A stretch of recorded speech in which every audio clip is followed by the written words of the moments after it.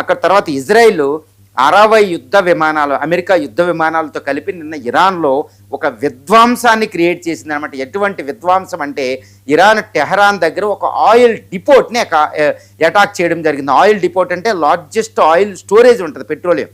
దాని మీద అటాక్ చేస్తే అక్కడ నుంచి రోడ్ల మీద పెట్రోల్ వెళ్ళిపోతే అవన్నీ మంటలు వ్యాపించి ఇరాన్ టెహరాన్లో ఒక భాగం ఒక నిప్పులు కుంపట్లో వెళ్ళిపోయింది. ఫారెస్ట్ ఫైర్లు, వైల్డ్ ఫైర్లే తయారైపోయింది. ఎందుకంటే ఆ పెట్రోల్ వెళ్ళినంతా మంటలు వ్యాపించేస్తుంది. ఇంకొక విషయం ఏంటంటే ఈ ఆయిల్ డిపోట్ నుండే చైనాకి ఆయిల్ వెళ్తుంది. ఇప్పుడు చైనా ఆయిల్ సప్లైలు యుద్ధ విరమణ జరిగిన ఆయిల్ సప్లైలు వెళ్ళవన్నమాట. అంటే చైనాని ఎఫెక్ట్ అయిపోయింది యుద్ధంలో. చైనాని టార్గెట్ చేసి ఇజ్రాయెల్ అమెరికా అటాక్ చేసినట్టు తెలుస్తుంది. ఈ ఆయిల్ డిపోట్ వల్ల చాలా నష్టం జరిగింది ఇరాన్కి. ఇక రెండో విషయం ఏంటంటే ఇజ్రాయెల్ అమెరికా ఎయిర్ ఫోర్స్ ఏం చేసింది, నిన్న ఇంటర్నేషనల్ ఎయిర్పోర్ట్ టెహరాన్లో ఉన్న ఒక ఎయిర్పోర్ట్ మీద, అంటే air force Iranian air force ఉన్న యుద్ధ విమానాల మీద అటాక్ చేసి 16 స్కడ్ యుద్ధ విమానాలని నాశనం చేసినట్టు తెలుస్తుంది. ఇది ఐఆర్జీసీ ఫోర్సెస్కి one of the biggest loss అనమాట ఇరాన్కి ఒక రకంగా. ఎందుకంటే ఆ యుద్ధ విమానాలని ఇక్కడ రవాణాకి, వాటికి మిసైల్కి, వాటికి ఉపయోగిస్తారు.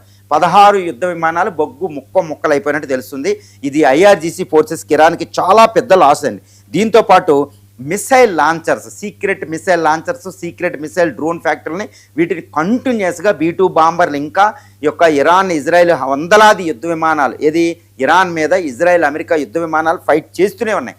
కానీ అక్కడ విషయం ఏంటంటే ఈ యొక్క ఎల్బర్జు, అదేవిధంగా జాగ్రోసు, దస్తకి లాత్లో ఈ డిజర్ట్లో అండర్ గ్రౌండ్లో ఉన్న మిసైల్ లాంచింగ్ స్టేషన్ని ఇంకా అమెరికా కానీ ఇజ్రాయెల్ కానీ నాశనం చేయలేని పరిస్థితి అనమాట. అందుకే చెప్తున్నారు పెంటగాన్, అన్లెస్ గ్రౌండ్ ఫోర్సెస్ ఇరాన్లోకి ఎంటర్ అయ్యి వాటిని నాశనం చేస్తే కానీ ఎయిర్ ద్వారా అటాక్ చేయలేము అని యుద్ధ నిపుణులు ఇప్పటికే ప్రకటించారు.